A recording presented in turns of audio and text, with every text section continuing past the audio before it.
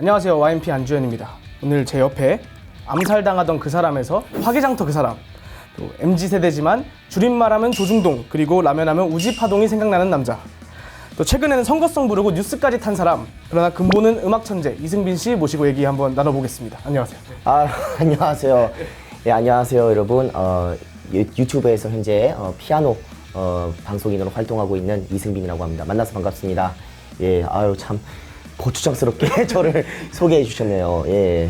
안 그래도 오는 길에 예. 승빈이 노래 듣고 왔거든요. 그래요? 네. 어떤 거 들었는지 아시겠어요? 두 개 중 하나니까 50%겠죠?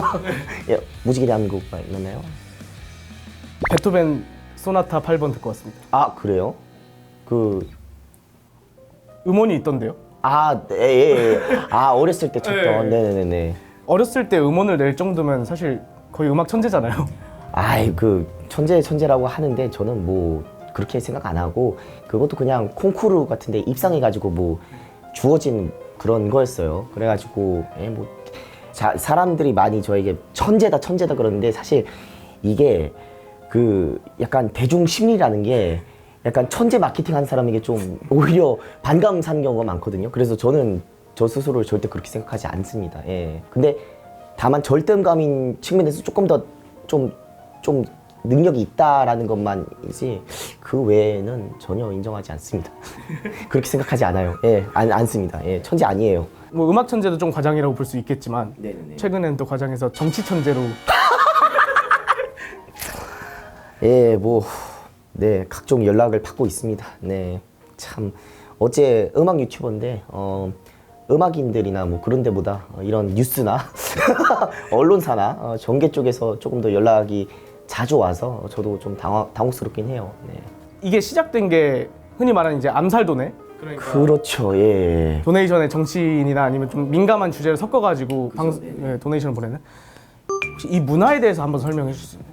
그러니까 지금은 망한 곳이지만 트위치라는 플랫폼이 있었어요. 지금도 있긴 있는데 한국에서 사업을 출소했는데 사람들이 동영상을 보낼 수가 있는 기능이 있어요. 돈을 일정 금액을 후원하면서. 근데 초반까지 멀쩡한 노래인 척 하다가 갑자기 끝에 뭐 선거 로고송이 나온다든지.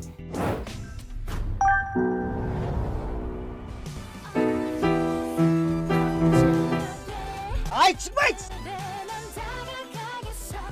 변하고만 해. 아니, 잠깐만. 그래서 일부러 방송인에게 논란을 만들게끔 하려는, 그리고 그 방송인이 당황하는 그런 표정을 보면서 그걸 보면 또 재미를 느끼는 그러한 방송 문화가 저 이전에도 존재를 했었어요. 사실 저 이전에도. 근데 물론 그거를 피아노 치는 방송에게 보낸 건 제가 거의 최초라서 그게 아마 좀 그런 데서 시너지를 내지 않았을까 싶긴 합니다. 이제 많은 인터넷 방송들이 있지만 또 관련 주제를 아예 금기시하는 데가 많잖아요. 네. 근데 또 받으셨어요 이거를. 그죠. 흔히들 RPG라고 하거든요. 그래서 Religion, Politics, Gender 해가지고 종교, 정치, 젠더 이 세 가지는 사실상 인터넷 방송인들에게는 금기시되는 그러한 주제인데 저는 그런 거를 받아도 될 것 같아서 그냥 사실 그렇게 생각했어요. 그런 거를 좀 조심스러워하고 언급을 꺼려하는 사회가 잘못된 사회가 아닐까? 그런 거를 자유롭게 하고 모두 다 방송은 방송으로 볼 수 있고 농담은 농담으로 넘길 수 있는 사회가 좀 더 건전한 사회지 않을까라고 싶어서 그런 걸 그냥 다 허용했고, 또 제가 아시는 분들은 아시겠지만 좀 사회 화합 같은 거에 좀 관심이 많은데 실제로 그러한 유머로서 뭔가 사회적으로 예민한 그런 주제들이 쓰이는 게 생각이 다른 이들을 화합시키는 데 도움이 꽤 되더라고요. 코미디의 순기능이라고 할 수 있는데 그래서 그냥 허용하게 됐습니다. 이렇게 좋게 포장하고 사실 돈이 되니까 짭짤하니까 받았습니다. 네. 되게 깊은 뜻도 있고 현실적인 뜻도 있는데. 그죠. 네. 근데 좀 부담스러울 수도 있었겠어요. 엄청 부담스러웠죠. 예, 왜냐면 실제로 제 방송을 오래 봐주신 분들이나 아니면 저의 과거 좀 사연이 깊어요. 제가 사실 그런 사연들을 알거나 아니면 저라는 사람을 알거나 아니면 모르더라도 그걸 장난으로 받아들이실 수 있는 분들은 그냥 웃고 넘길 수 있는데 사실 부담도 많이 되고 다른 방송인 분들도 꽤 저를 조심스러워하는 분들이 꽤 많죠. 왜냐면 다들 모르시는 분들은 아예 저를 그냥 정치 방송인으로 아예 오해하시는 분들도 계시고, 알더라도 뭔가 이승빈이랑 합방한 이후에 불필요한 오해나 논란이 생길 수도 있다라는 우려를 해주시는 분들이 많고, 그런 부분을 전적으로 이해합니다. 이해하고 있고 그렇습니다. 네. 그런데 이제 다른 방송 가서 이제 암살하고 댕기시다. 아, 그건 괘씸해서요. 네. 네, 괘씸해서요. 네네. 아, 물론 사전적으로 다 허락을 받죠. 최근에는 또 암살 도네이션의 비중은 조금 줄어든 느낌인데, 아, 네. 네, 제가 느끼기에는. 근데 또 암살교실이라는 컨텐츠를 하면서 특히나 또 시청자들에게 정치적 이슈나 밈에 대해서 설명해주고 예, 또 예. 강의해주는 그런 느낌의 컨텐츠도 또 진행을 하셨어요. 그 계기도 궁금하거든요. 그러니까 저는 처음에 아마 제 방송에서 가장 흥했던 밈이 하나가 더불어민주당 당가고 하나가 홍준표 2번 그런 러브송들이고, 그 외에 되게 뭐 역사적인 그러한 국제 분쟁이라든지 그러한 거를 밈 삼아서 보내시는 분들도 많았어요. 뭐 대표적으로 뭐 중국의 천안문 사태를 담은 밈이라든지 노래를 담은 밈이라든지 일본의 그런 역사 문제를 담은 밈이라든지 하는데, 뭐 아니면 세르비아 영토 문제라든지 그런 걸 막 담는데, 제가 좀 처음에는 저는 긍정적으로 생각했죠. 이러한 식으로 밈화가 된 것이 학생들로 하여금 실제로 정치나 국제 아니면 역사에 있어서 더 관심을 가지게 할 수 있겠구나 라는 면에서 저는 뭐라 해야 될까요? 초반에는 안일하게 생각했는데 좀 지나고 보니까 생각보다 정확히 천안문 사태가 무슨 일인지 모르고, 세르비아에서 무슨 분쟁이 있는지 모르고, 뭐 민주당이 1번인지 2번인지 모르고 그런 거를 그냥 재미로만 소비하는 친구들이 꽤 많다는 걸 제가 이제 한번 알게 됐었어요. 그래서 이거는 조금 문제지 않을까? 라고 생각했고, 사실 저 역시 그러한 거를 제대로 받고 제대로 반응하기 위해서는 또 알 필요가 있겠다 해서 저 스스로도 공부를 많이 했죠. 하면서 이거를 그럼 내가 아예 강의식으로 한번 알려줘 보자. 그런 취지에서 시작하게 된 겁니다. 예, 좀 우리가 밈으로 소비하더라도 장난으로 소비하더라도 알고 하자, 이런 취지로 한 겁니다. 네. 시청자들 중에 이제 젊은 연령대가 많은 거죠. 그죠. 10대, 20대 분들이 대다수입니다. 물론 요새는 화개장터 그런 걸로 중장년 세대 분들이 많이 유입이 되셨는데, 그 이전까지는 사실상 승빈님 방송 통해서나 또 다른 방송들 통해서나 청소년들이 이제 인터넷을 통해서 정치 밈이나 이슈를 또 많이 접해요. 저도 지나가는 청소년 아니면 중학생, 초등학생들이 뭐 홍준표 2번 부르고 다니는 걸 본 적도 있어요. 네. 좋은 건지 모르겠지만, 예. 그래도 뭐 어쨌든 관심을 갖게 됐다. 라는 측면에서는 좋은 거라고 생각합니다. 네. 네, 딱 그 질문인데요. 네. 분별력 없이 또 희화화된 정치만 본다라는 지적도 있을 수는 있는데, 네. 또 정치의 성역화를 극복했다라는 맞아요. 그런 해석도 가능은 할 것 같습니다. 맞아요. 네. 저도 그 부분에서 늘 걱정이 컸어요. 그러니까 어린 친구들이 초반에 저희 방송에서 그러한 뭐 홍준표라든지 그러한 밈을 보면서 깔깔 웃으면서 이 친구들의 제가 암살돈을 받는, 그러니까 그러한 희화화되는 그런 걸 좀 줄이게 된 계기이기도 한데요. 이 친구들이 점차 자극적인 걸 찾더라고요. 그래서 소위 말하는 고인 합성물이라든지, 저희 방송에서 엄격히 금지하고 있는 고인 합성물이라든지 젠더 갈등적인 요소가 가득 담긴, 혐오가 가득 담긴 그러한 뭐라 해야 될까요? 그러한 밈들도 슬슬 접하게 되는 모습을 보면서, 분명히 알아야 되는 거는 정치적인 요소가 담긴 방송은 굉장히 민감한 주제이고, 자칫하다가는 사회적 약자를 비하하거나 아니면 고인 비하성이 요소를 띌 수도 있는 굉장히 위험한 주제이기도 하다. 이 어린 나이에 정치적인 것에 관심을 갖게 됐다는 것만으로도 난 너희를 높게 평가한다. 그러니 너희들이 그 정도의 분별력을 가지는 아이들이 되면 좋겠다 해서 선을 지키면서 그러한 것에 관심 갖게 하는 것을 굉장히 많이 노력했어요. 그래서 실제로 저는 되게 자랑스러웠던 것 중 하나가 굉장히 극단적인 생각을 가지고 있었는데, 혹은 그런 극단적인 커뮤니티에서 좀 활동을 하다가 승빈이 방송을 보면서 온건해졌어요. 이러한 얘기를 들을 때, 아니면 뭐 상대방 의견을 존중하게 됐어요. 아니면 선을 넘지 않게 되었어. 이런 얘기를 들을 때 아, 내가 방송으로서 할 소임은 하고 있구나. 그래도 나름의 책임 그리고 그러한 비판으로부터 최후의 변명을 할 만한 그 사례는 하나 만들었구나 이런 생각은 가지면서 예, 하고 있죠. 저는 근데 사실 그러한 역할이 그러니까 교육에서 이루어져야 된다고 생각해요. 그러니까 우리 사회 사실 외국의 사례를 보면 뭐 대만에서는 뭐 두발 자유 그런 걸 위해서 학생들이 시위도 했었고 뭐 독일이나 뭐 그런 유럽 국가들은 청소년들이 뭐 정당에 가입하고 투표도 하고 심지어 출마가 가능한 국가도 있고 이런 게 굉장히 흔하거든요. 근데 한국은 유독 좀 뭐라 해야 될까요? 청소년들이 정치에 관심을 가지면 너 어린 나이에 뭘 그런 거에 벌써 관심 가져. 공부나 해. 이런 분위기로 흘러가다 보니까 정치인 이름만 들었을 때 깔깔거리는 이유 중 하나겠죠. 안 익숙하니까. 익숙하지 않으니까 정치인 이름만 들어도 깔깔 웃는 거예요. 사실 외국에선 그러지 않거든요. 교육에서 그런 거를 미리 해야 된다 생각해요. 그러니까 우리가 막지만 말고 어떻게 해야 우리가 다양성을 존중하면서도 민주적인 자세로 학생들이 뉴스나 그러한 현 사안에 대해서 접할 수 있을지에 대한 그런 교육이 좀 함께 이루어져야 되지 않나. 그 가정에서든 교육에서 그 학교에서든 그런 생각이 듭니다.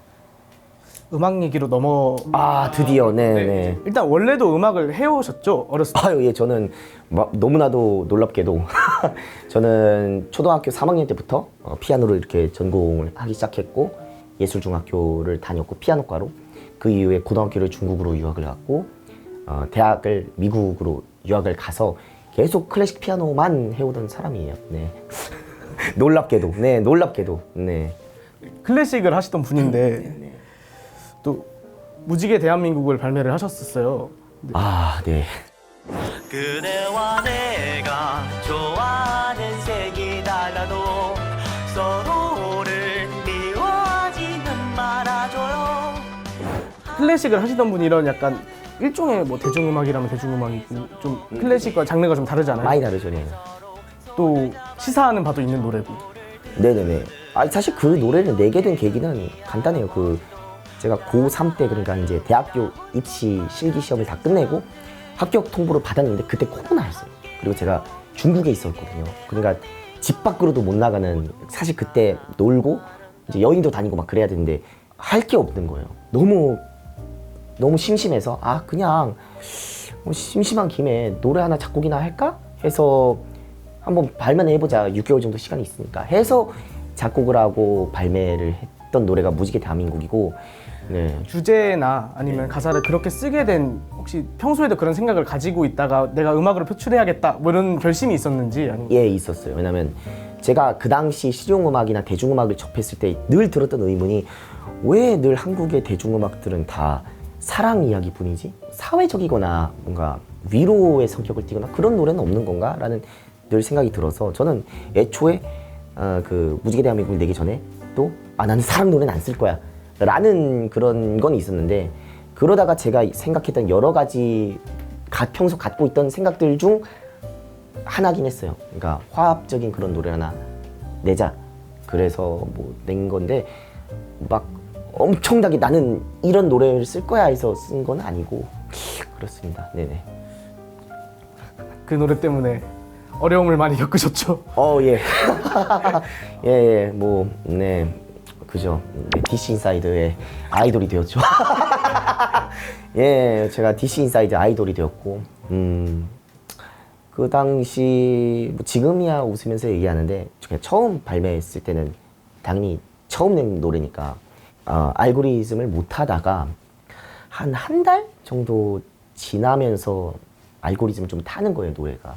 그러면서, 처음에 막 두근두근 거렸죠. 이게 왜 뜨지? 이게 왜 뜨지? 하고 막 가장 많이 떴을 때 막 하루에 몇만 회씩 막 오르니까, 이거, 그때는 막 꿈에 젖어가지고 막 김치국부터 먼저 마시고 있는데, 그게 알고 보니 떴던 게 커뮤에 돌았더라고요. 하면서 커뮤니티에서 약간 그 당시 또 마침 젠더 갈등이 좀 극에 달했을 때라서 그 약간 뭐라 해야 될까요? 일부 커뮤니티에서 내가 왜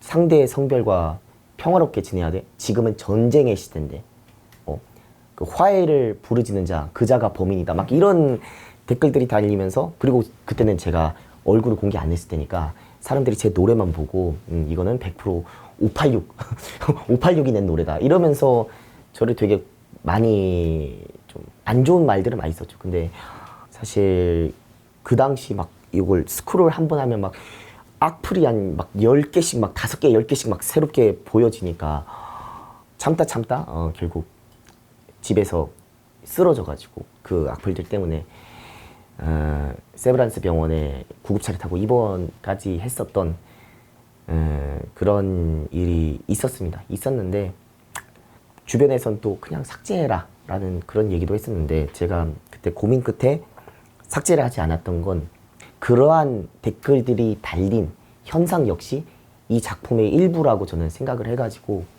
그리고 그걸 지우는 순간 또 그거 가지고 욕먹을 게 뻔해가지고 그래가지고 안 지웠는데, 그래서 그때 좀 많이 힘들었는데, 뭐 지금이야 뭐 그냥 웃으면서 얘기할 수 있는 그런 게 되었죠. 예. 저도 다 보지는 못했는데 이제 일부 봤을 때 당시 20살, 21살 그렇죠. 한국 나이로 그 정도 됐죠. 네. 그 나이에 이승빈 한 명 혼자서는 좀 버티기 힘들었겠다라는 생각도 들긴 들었습니다. 저도 그 당시 댓글이나 이런 걸 보면서 그때 그죠, 많이 힘들었는데, 그분들이 그렇게 쓰는 댓글의 내용에 절대 동의는 못하지만, 생각에도 당연히 차이가 있지만, 그분들이 왜 그렇게까지 화를 낼 수밖에 없는지에 대한 심정적 이해는 됐어요. 그러니까 그래, 나라도 내가 아닌 다른 사람이 이런 노래를 냈던 걸 봤을 때 뭔가 찜찜함이 있었을 것 같긴 하다. 그래서 뭐 이해가 되긴 됐었다. 심정적으로 왜 그들이 그렇게까지 화를 낼 수밖에 없었는지에 대해서 이해는 되긴 했습니다. 네네. 이제 무지개 대한민국 가사를 보면은 네네. 이제 다양한 갈등 상황이 이제 부여가 되잖아요. 네네. 뭐 남녀 갈등, 좌우 갈등, 뭐 이런 네. 세대 갈등 이런 게 있는데, 뭐 그런 가사를 쓰면서 했던 생각이나 아니면 어떤 계기나 뭐 그런 걸 가지고 가사를 쓰게 됐는지도 궁금합니다. 일단은 마침 질문 잘 주신 게, 그 가사에 나온 게 아마 촛불을 드는 아이도 태극기 할아버지도라는 문장이 있는데, 그 문장 보고 되게 많은 분들이 그러니까 그런 식의 약간의 아쉬움을 표했어요. 그 촛불을 들었던 그때 사실 박근혜 탄핵 정국 당시를 의미하는 건 맞잖아요. 그래서 그 당시 촛불을 들었던 사람들은 왜 다 어릴 거라고 이렇게 편견을 더 씌우고, 태극기를 들었던 사람들은 왜 다 나이가 있을 거라고 약간의 새로운 편견을 더 씌우냐 했는데, 그 지적에 대해서는 저도 딱 보면서 이거는 내가 좀 생각하지 못한 부분이다, 세밀하지 못했던 부분이라도 저도 좀 느꼈거든요. 근데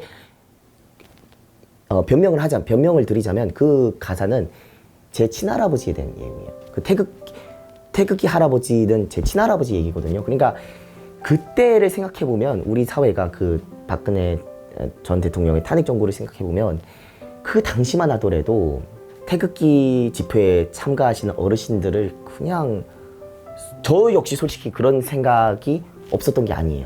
저 역시 좀 너무 이념적으로 치우쳐져 있는 게 아닌가 하면서 저희 할아버지를 보면서도 늘 그런 생각을 들어서 약간 거리를 느꼈어요. 그 당시만 하더라도. 근데 한 2년 뒤에 제가 이제 한국에 오면서, 코로나였잖아요. 코로나 그때 때문에 격리를 하게 되면서 어쩔 수 없이 할아버지 댁에서 이제 한 2주였을 거예요. 2주 정도 머물게 됐는데, 그때 할아버지랑 식사도 하고 뭐 성인이 된 이후에 거의 처음으로 할아버지의 인생, 삶에 대한 이야기를 들었죠. 그러한 얘기들을 딱 들으면서 딱 느낀 게, 내가 단순히 할아버지가 태극기를 막 들면서 막 뉴스 보면서 되게 막 그렇게 얘기했다는 이유만으로 거리감을 느꼈었는데, 나도 모르게 그냥 그런 걸 다 내려놓고 보면 그냥 너무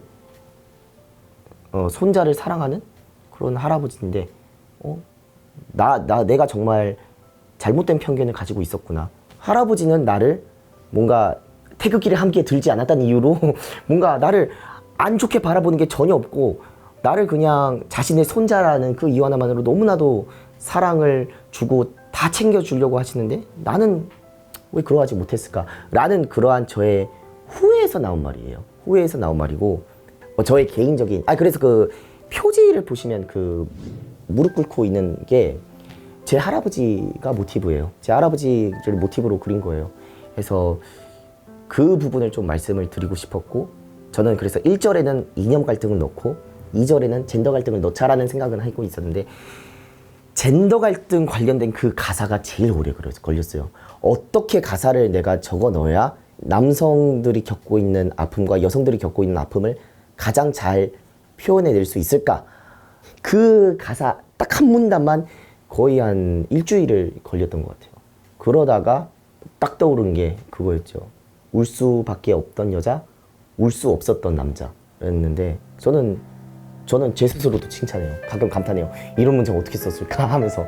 근데 저는 그 문장이 제일 잘 우리 사회가 지금 겪고 있는 젠더 갈등을 잘 표현하고 있지 않을까라고 생각해요. 실제로도 그 문장을 보고는 비판하시던 분들 별로 없더라고요. 그래서 그러한 사회가 오기를 바라는 마음에서 썼던 가사긴 합니다. 그래서 특히 저희 20대 세대에서는 좀 MZ 세대에서는 다른 갈등보다 훨씬 더 강하게 젠더 갈등이잖아요. 이 젠더 갈등에 있어서 서로가 가진 아픔에 대해서 조금씩은 이제 공감하고 이해하려는 노력이 이제 필요한 시점이 왔다라고 생각해요.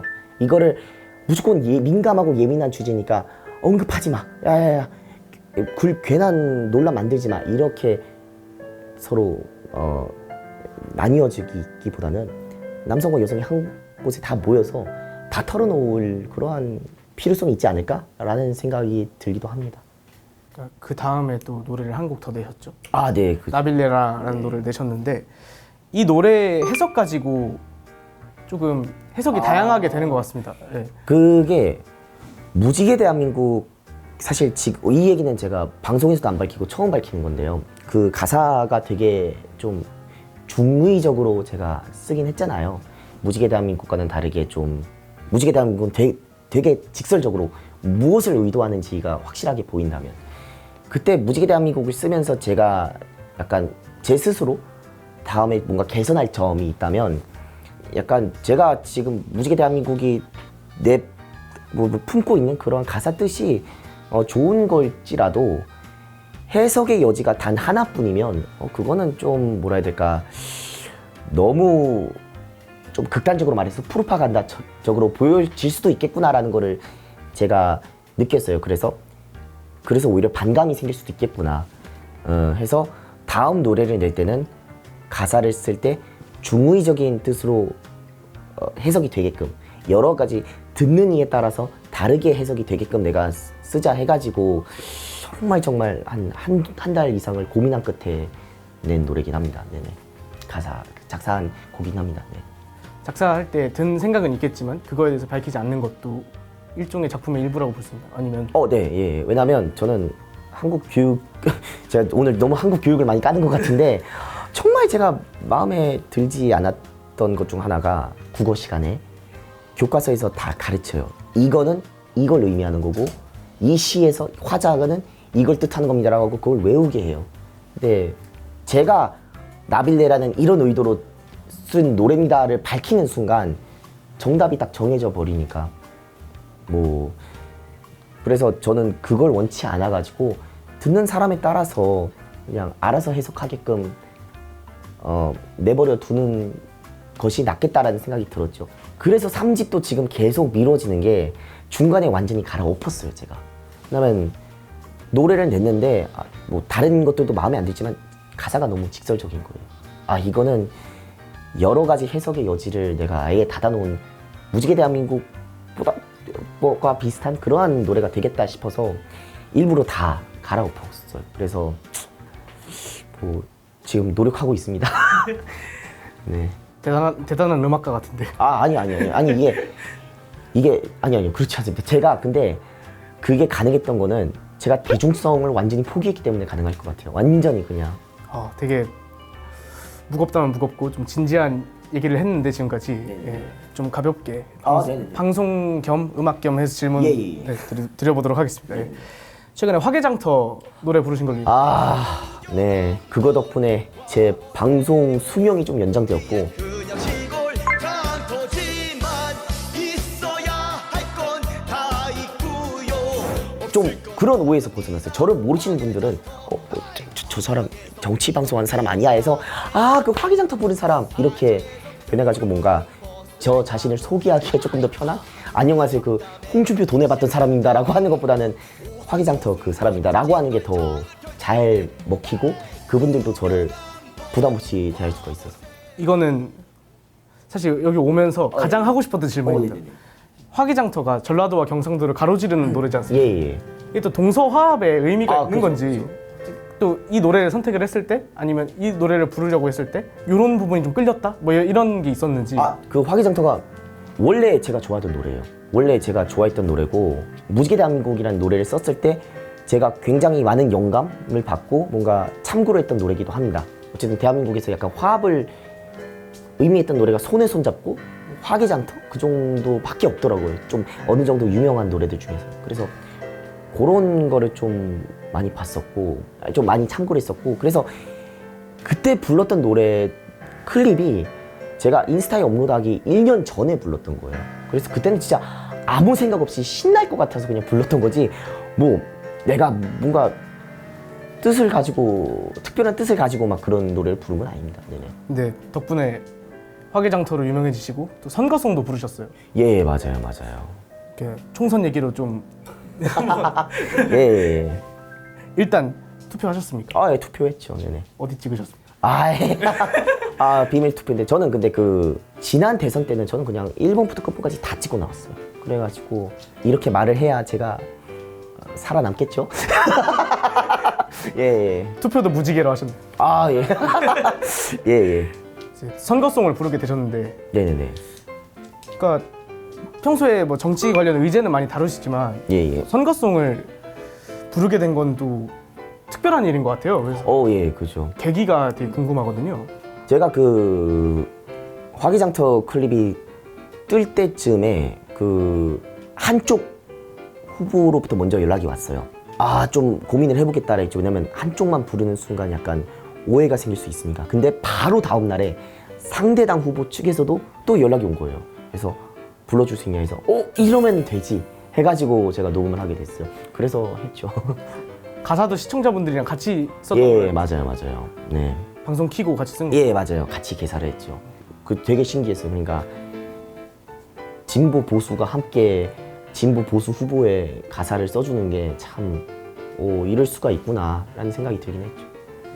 여기서 한 발 더 나가셔서 예. 또 정치인이나 아니면 네네. 또 정치 패널들과 합방도 자주 네네. 하셨던 걸로 알고 있는데 이렇게 또 분야를 확장했다고 해야 될까요? 아무튼 그죠. 분야를 확장한 거죠. 그러니까 초반에는 그러니까 그러한 암살 도내라고 하는 그런 정치적인 요소가 담긴 거를 받아서, 그러니까 저희 방송을 보면 민주당원, 국민의힘당원, 정의당원부터 뭐 전부 다 있어요. 그러니까 되게 다양해요. 좌부터 우가 다 있는데 그러한 친구들이 다 같이 한 곳에 모여서 같이 웃을 수 있는 그 정도 분위기에서 약간 만족을 했다면, 여기서 내가 조금만 더 처신을 잘하면 아니면 조금만 더 노력을 하면 조금 더 깊게 들어가서라도 우리가 서로 존중하면서 뭐 화합을 하는, 그러면서도 서로의 의견을 들어보는 그러한 건전한 토론의 장을 만들 수 있지 않을까 싶어가지고 제가 정말 오랜 고민 끝에 하기 시작했죠. 그리고 그 즈음에 정치인분들이 슬슬 연락이 오기 시작했어요. 저희 방송에 출연하고 싶다고 했는데 처음에는 거절하다가 제가 중간에서부터 내건 규칙이 어떠한 댓글, 채팅이나 그런 것에서도 다 받아들일 준비가 돼 있으면 나와라. then 우리는 아무런 주작을 해줄 수 없다. 그 되게 많은 그 양극단에 계신 분들이 같은 주제에 대해서 서로 대화를 나누고 저 사람은 저렇게 생각할 수도 있구나 라는 이러한 뭐랄까 좀 건전한 토론의 장이 열린 것 같아서 저희 방송에서 그래도 저는 뭐 나름 만족하며 방송을 했었습니다. 일종의 언론의 역할을 하시는 것 같은데. 그렇기도 하죠. 네, 그렇기도 하죠. 네. 논쟁의 장을 만든다는 것 자체가. 예. 그리고 그런 게 있어요. 그러니까 저희 방송 규칙이 그거예요.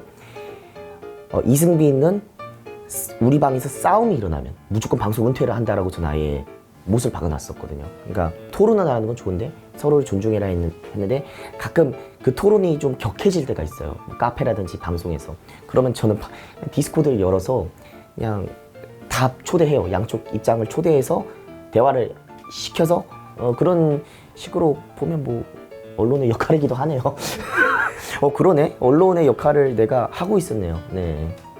이제 평범한 음대 다니던 음대생이었잖아요. 그렇죠.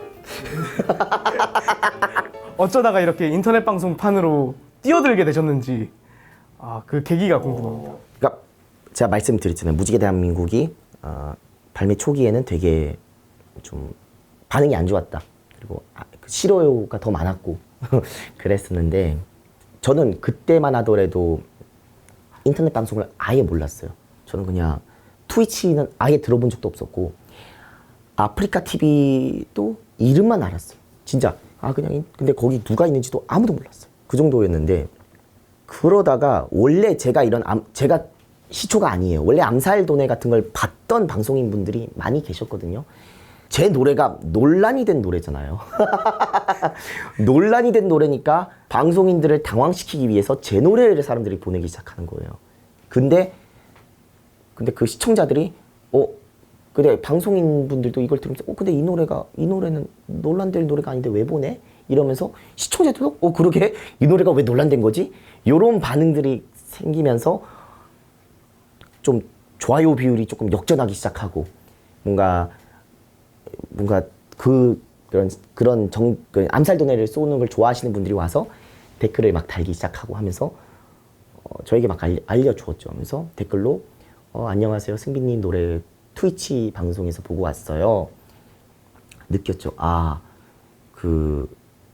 이분들 이런 문화가 있구나. 트위치라는 것도 알았고 이렇게 노는 이런 방송 문화가 존재하구나. 인터넷 방송에서 라는 걸 알았는데 여기서 그러한 암살도네를 굉장히 많이 봤던 방송인 한 분이 계셨어요. 참고로 저는 그분에 대해서는 아무런 악감정이 없습니다. 지금은 아무런 악감정 없고 그 분이 저한테 제 방송에 한번 나와주세요 라고 이렇게 하면서 날짜가 어느 시점으로 정해졌어요. 그래가지고 제가 그 당시 미국에 있었으니까 음대를 다니고 있었으니까 귀국 일정을 일주일 앞당겨서 한국에 들어와서 당시 코로나였어서 2주 격리를 하고 이제 연락을 기다렸죠. 연락을 기다렸는데 아무것도 없는 거예요. 뭐 DM을 보내도 메일을 보내도 답장도 없고 여기서부터는 자세한 내용은 한번 직접 검색해 보시고 하면서 쉽게 얘기하자면 조금 그분과 저 사이에 좀 안 좋은 마찰이 있었죠. 마찰이라고 표현할게요. 그러다 근데 마침 또 그 사건에 그 분이 정치 도네를 좀 많이 봤던 분이 사건 사고에 휘말리다 보니까 그것을 접하게 된 대중들 입장에서는 아니 저런 일베 같은 방송을 하니까 당연히 인성이 저런 거 아니냐 이런 식으로 나오고 그러면서 그 정치 도네가 나오는 방송들에 대한 이미지가 완전히 나락을 간 거예요. 소위 말해서. 그러면서 막 그때는 제가 방송을 안 하던 때인데 그러면서 되게 많은 방송인 분들이 받았었어요. 그때 원래도 정치 돈을 조금씩 받았는데 그러면서 꽤 많은 분들이 여러분 그 사건이 터진 이후에 꽤 많은 방송인 분들이 여러분 앞으로 정치 돈을 받지 않겠습니다. 여러분 이유가 뭔지는 아시죠? 이런 식으로 넘어가는 거예요. 하면 다들 알죠. 그 이승빈 그 사건 그것 때문이구나. 이승빈이 피해 입은 그 사건 때문이구나를 알면서 했고 저도 그랬는데 그 당시만 하더라도 무지개 대한민국이라는 노래가 너무너무 싫었어요. 그러니까 제가 낸 노래지만 이 노래 때문에 내고 나서는 악플에 시달려서 입원을 했고 또 한 몇 달 지나서 이제 좀 재평가가 이루어지려고 하니까 그런 말도 안 되는 사건에 내가 휘말리고 피해를 입게 되니까 그냥 너무 싫었어요. 그냥 내가 클래식이나 할 걸 왜 괜히 이런 걸 내서 이런 피해를 입어야지 하면서 근데 그날 그러니까 시청자분으로부터 저한테 메일이 와요. 승민님 안녕하세요. 승민님 노래 듣던 누구누구입니다. 혹시 정말 괜찮으시면 통화 한 통 괜찮을까요? 해서 제가 통화를 하게 됐는데 알고 보니까 그 친구가 그 유튜버 분의 거의 7년, 8년 동안 계속 봐왔던 팬인 거예요. 그 골수 팬이라고 하죠. 그 친구가 저한테 전화해서 엉엉 울면서 자기는 처음 이 사건을 접했을 때 이렇게까지 커질 일이 아니었다고 생각했대요. 사실 저도 그렇게 생각하거든요. 그냥 사과 좀 제대로 하고 방송 중 해프닝으로 끝내서 그냥 약간 유머러스하게 약간 밈화가 되겠지 싶어가지고 이게 생각보다 사건이 너무 커지는 거예요. 사건이 너무 커지고 갑자기 자기가 즐겨보던 유튜버는 나락에 가고 자기들이 좋아하던 문화가 정치돈을 쏘는 걸 좋아하던 문화의 방송인들이 갑자기 다 금지시키고 자기들의 이미지는 약간 저딴 방송이나 보는 범일배적인 그러한 식으로 막 댓글이 달리니까 일배 같은 막 이런 댓글이 달리니까 너무 억울하다. 너무 그리고 슬프다 하면서 펑펑 우는 거예요. 그리고 물론 가장 크게 울었던 거는 자기가 어쨌든 정말 좋아했던 유튜버인데 그분이 그 얘기를 들으면서 제가 물어봤어요. 이 사건 이후에 정치논의를 다들 안 봤나요? 라고 하니까 아무래도 다들 꺼려한다. 이걸 다들 알아서 공론화가 된 이상 그리고 이미지가 너무 안 좋아져서 해서 그러면서 막 죄송하다 하고 전화를 끊었는데 그리고 나서 그날 밤을 새서 고민을 했어요. 제가 밤을 새서 고민을 해서 다음날 방송을 켜서 여러분들 정치돈에 같은 걸 못 쏘고 있다고 알았다. 어찌되었건 내가 피해자지만 어쨌든 나의 사건으로 인해서 이 업계가 무너진 거 아니냐. 내가 약속하겠다. 내가 이 정치돈의 문화를 내 사건 터지기 직전까지만큼은 내가 부활시켜 놓고 은퇴를 하겠다라고 사람들에게 약속을 했어요. 그러니까 그때까지는 나한테 마음껏 쏴라. 내가 다 받아주겠다. 사실 그때 저도 되게 고민이 많이 들었죠. 이걸 받는 순간 나에게 프레임이 씌워질 것이고 나를 안 좋게 볼 사람들이 있을 것이고 심지어 나의 음악 활동에도 분명 지장이 올 걸 너무 알았는데 그 친구가 그렇게 울었던 게 저는 그 친구 아니었으면 저는 안 했을 거예요. 지금까지도 방송을 안 했을 거예요. 그날 이후로 아마 유튜브조차 안 했겠죠. 그게 너무 죄책감이 들어서 저는 아직도 마음에 빚이 있어요. 솔직히. 그래가지고 그걸 받게 된 거고 해서 많은 분들이 되게 오해를 하세요. 궁금해 하세요. 어쩌다가 정치돈을 받게 됐냐라고 하는데 이런 배경이 있었다라는 거를 저와 친한 방송인분들은 알지만 저를 잘 모르는 방송인분들은 잘 모르시는 경우가 많아서 오해하시는 경우가 많은데 이 인터뷰를 통해서 조금 알아주셨으면 합니다. 그리고 제 오래된 시청자들께 너무 감사드리는 게요. 그분들이 그러니까 대다수가 그 유튜버 분들의 팬이었어요.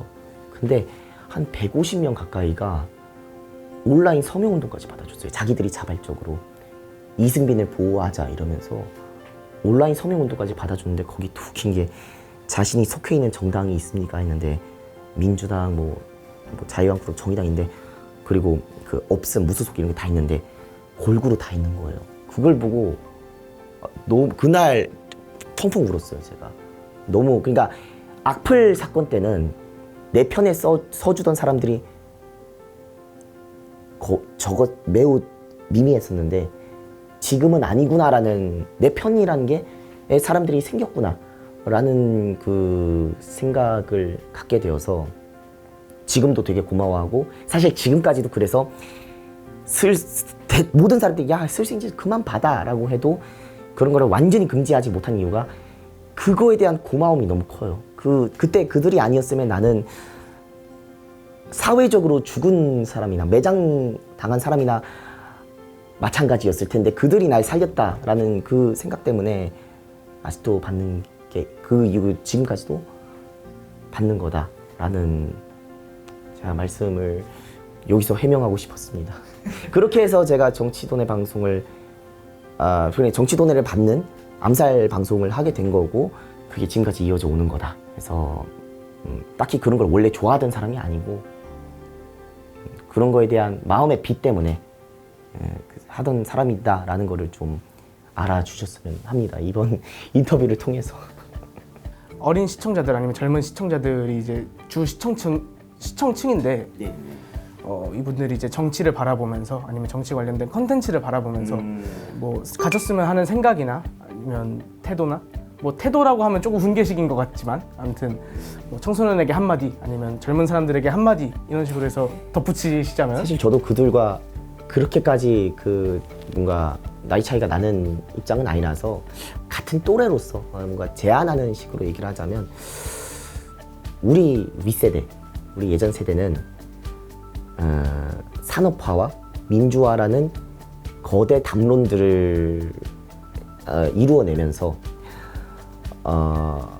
뭔가 놓친 부분들이 꽤 있었어요. 물론 그럴 수밖에 없었죠. 그 덕에 우리가 세계 12위권, 10위권 정도 되는 경제 대국에서 살고 있고 또 민주주의가 굉장히 잘 정착된 국가에서 살게 된 점에서는 우리가 뭐라 해야 될까요?